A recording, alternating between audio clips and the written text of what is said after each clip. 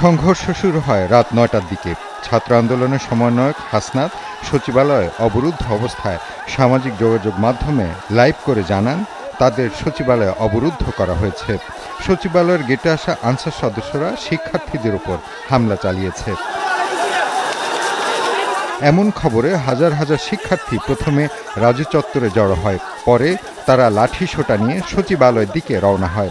রাত ৯টার দিকে শিক্ষার্থীরা সচিবালয়ে পৌঁছালে দুই পক্ষের মধ্যে সংঘর্ষ বাধে। চলে ধাওয়া পাল্টা ধাওয়া। প্রায় আধ ঘন্টা ধরে ধাওয়া পাল্টা ধাওয়া চলে। শিক্ষার্থীদের সাথে যোগ দেয় সাধারণ মানুষও।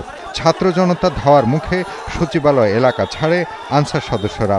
তাদের অনেককে পোশাক খুলে পালাতে দেখা যায়। এ সময় বিক্ষুব্ধ শিক্ষার্থীদের হামলার মুখে পড়ে কয়েকজন। এরই মধ্যে মাঠে নামে বিপুল সংখ্যক পুলিশ। সচিবালয়ের সামনে অবস্থান নেয় কয়েকশো সেনা সদস্য। তাদের ঘেরাওয়ে আটকা পড়ে শতাধিক আনসার সদস্য। তাদের সচিবালয়ের ভেতরে আটক রাখা হয়। নিয়ন্ত্রণে আসে পরিস্থিতি। দীর্ঘ 10.5 ঘন্টা অবরুদ্ধ থাকার পর একে একে সচিবালয় ছাড়েন উপদেষ্টা সহ কর্মকর্তারা। এ সময় সচিবালয়ের সামনে অবস্থান নেওয়া শিক্ষার্থীদের শান্ত করতে বক্তব্য রাখেন দুই সমন্বয়ক।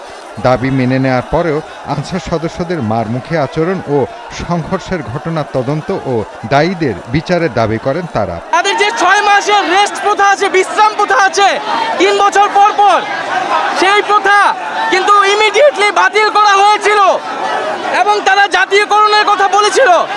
আমরা বলেছিলাম 1 সপ্তাহ সময় দিতে এবং একটি কমিটিতে তাদের কথাগুলো যৌক্তিকভাবে উপস্থাপন করতে, কিন্তু তারা আমাদের কোনো কথা না শুনে এখানে সচিবালয়কে জিম্মি করে তারা একটা অরাজক পরিস্থিতি তৈরি করতে চেয়েছিল।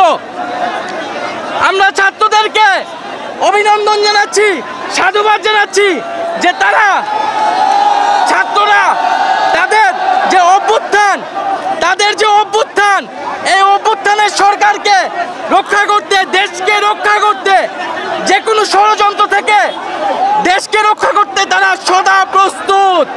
এ ঘটনার পর রাতে এক বিজ্ঞপ্তিতে সচিবালয় এলাকার কোনো ধরনের সভা সমাবেশ ও বিক্ষোভ কর্মসূচির উপর নিষেধাজ্ঞা জারি করে ঢাকা মেট্রোপলিটন পুলিশ। মহিম মিজান, ৭১, ঢাকা।